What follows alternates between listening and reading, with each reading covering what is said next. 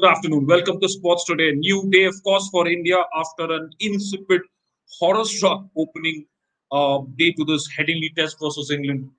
India, of course, won the toss, decided to bat, and then everything unraveled for the Indians. Everything just seemed to go completely wrong. First, they were bowled out for 78. England finished with 124, no loss at stumps. Both the openers are batting past their half centuries, and then, of course, Joe Root to come. So this is a big day, right? This is a big day for in the context of this Test match. England 42 runs ahead already on after one day's play in this Test cricket in this Test match. That's a massive advantage. England are clearly ahead after losing the toss. Joe Root, by the way, he wasn't too disappointed because he was in two minds. He said he wasn't sure what he would have done. Even if you look back at history at Headingley, if you look back at the context of what has happened in Headingley, you've seen that conditions have been difficult for batsmen, but then they get a lot easier. Joe Root said as much that he expects conditions to get a lot easier for his batsmen. However, he was in two minds specifically for the fact that he made that call in at Lords as well.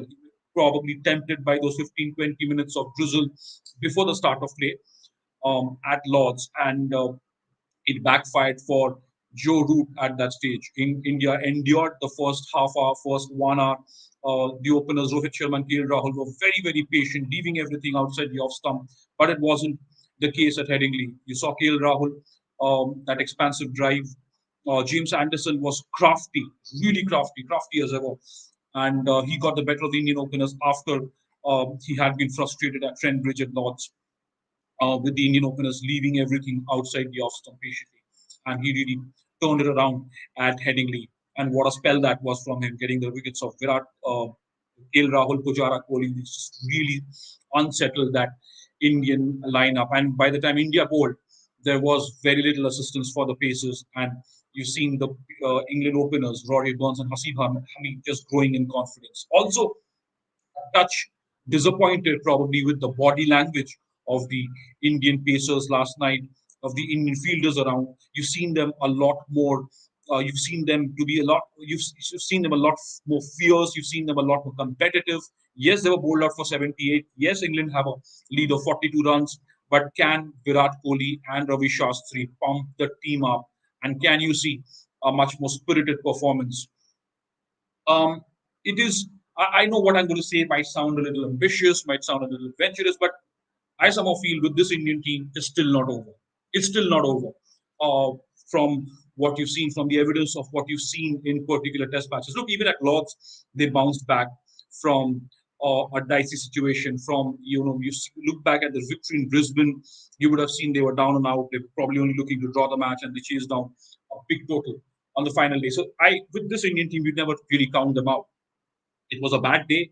It was a really poor batting performance. Rishabh Pant said as much at the post day press conference. He felt that the Indian batsmen should have applied themselves better, including himself. I mean, if you look at Rishabh Pant's shot selection yesterday, look at KL Rahul, look at the way Cheteshwar Pujara got out, it would really frustrate him the way Pujara has been getting out on a couple of occasions in England, especially at Lords and now here at Headingley. Same with Virat Kohli. You look at what here in 2014, nightmarish tour. He made a lot of technical corrections, a lot of technical adjustments to 2018, and he scored all those runs. And now he's had a pretty bad time again in England with the bat. But you hope that these are good players. These are really good players, and you hope that they come back a little more strongly. It's not easy in England, and obviously when you have those technical chinks in the armor, you'll be exposed pretty quickly. So, and Sanjay Manjrekar, by the way, made a very good point about Virat Kohli and said that maybe he's not as mentally fresh as he was in 2018.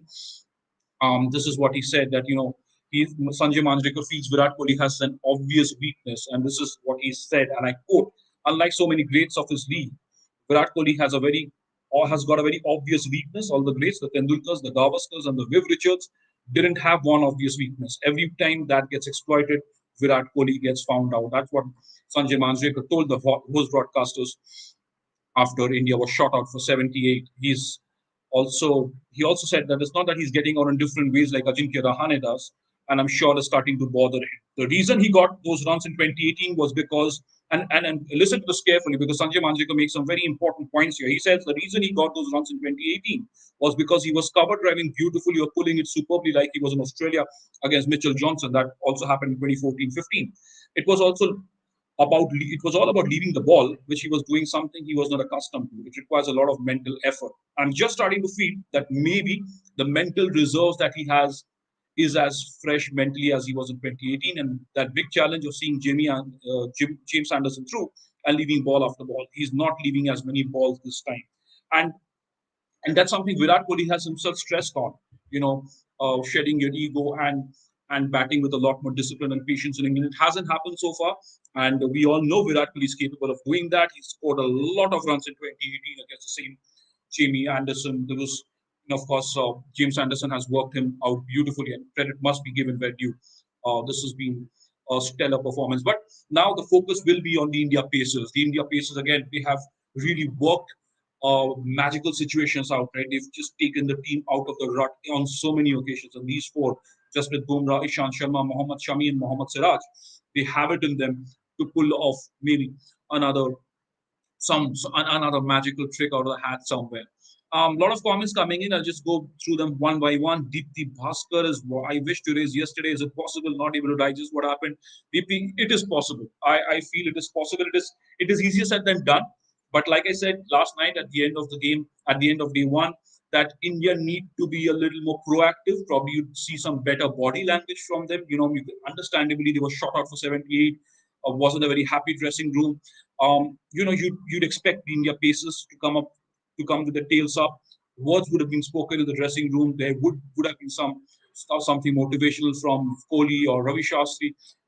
That could really turn a team around. You never know. One brilliant spell from Bumrah, Siraj, Ishant, Shami somewhere, and suddenly you'll see a different Indian team adding a lot more pressure on England. And it could happen. England have our way ahead. Yes, 42-run lead without even losing a wicket at the end of day one. They are far ahead in this game, but things can turn around very quickly. You've seen that in England. But again, you have to look at the conditions in Headingley. This is something Joe Root stressed on. If you look back statistically, you'll see that um, after the first day, if you're able to endure those first couple of sessions, batting does become a lot easier. But you'll see what the Indian Pacers can come up with. Satyabrata Mukherjee, good afternoon. Thank you for joining me on the show. Today we need wickets, Satyabrata saying with immediate basis. Absolutely. There is no two ways about it. And this is as simple as it gets. India need to get some wickets out. Saurabh Basu, is too much aggression creating a problem? Look, it's not about aggression it's alone. I think aggression has put this team, has held this team in good stead. If you look at the way they've bounced back against Australia, if you see what happened at Lords, England were constantly coming at the Indians, and India responded, they reciprocated, and this is something that the Indian team thrives on. This particular Indian team thrives on. They like a battle out there. But what happened yesterday? It wasn't about aggression alone. It was a lot more technical flaws. These are some technical flaws you've seen repeatedly in, say, someone like Cheteshwar Pujara. This is not something he's done very often, pushing and prodding and deliveries outside the off stump. Such a patient batsman. He plays it under the eye, but unfortunately, it hasn't worked out for him, and that's something that's going to that should be beginning to worry Cheteshwar Pujara and the rest of the Indian team management. Suri, yes, holding clearly. Say that it is important to learn how to swing the ball too. Couldn't the leadership at least have Deepak Chahar and moving the squad? Well, look, they've gone with the space attack because they really believe in the space attack. And before this, whether it's Trent Bridge, it lost, you saw how spectacularly these guys performed. Also coming to conditions and coming to swing, Suri, it's important to note, like I repeatedly said last night and today, that the conditions are very different from what India encountered while they were batting. Was it was it the correct call to bat after winning the toss? Well, that's something we can talk about once this test match is over. I still believe there's some cricket to be played. Of course, the next couple of sessions will determine how this test match is going, especially the first session. If England run away with a tall score here from here on, then it's practically going to be very, very difficult for the Indians to bounce back. So this first session, this first hour, particularly this first hour, will determine a lot. About determine a lot on where this test match is headed. India gets some early wickets, push England back a little, put them under pressure, You never know, but this is beginning to seem like a pretty tall order. And there is Joe Root to come. Remember, there's Josh Butler. There's some fair bit of batting. Moeen Ali and Sam Curran in England are batting pretty deep, and if some of them fire, it's going to be a very different story. Bhaskar Mankadan, what about batting again by Indian team? Something wrong in this line. We just spoke about that, Bhaskar. Yes, there are some obvious technical flaws which India will have to sort out pretty quickly if they are to forget. We not talk about the rest of the series now. There's still a lot of cricket to be played. There are two more test matches after this. But even with this test match, when they bat in the second innings, hopefully you'll get to see a lot, some better application because by then, from what we understand, the conditions in Headingley wouldn't be as challenging as it was on day one of this test match. Ashwin will be critical in this situation. No help from the pitch now. Virat Kohli interestingly had a couple of things to say about the pitch. One was the fact that he said he thought that the pitch was firm and there were some runs to be had. Clearly, 78 all out didn't.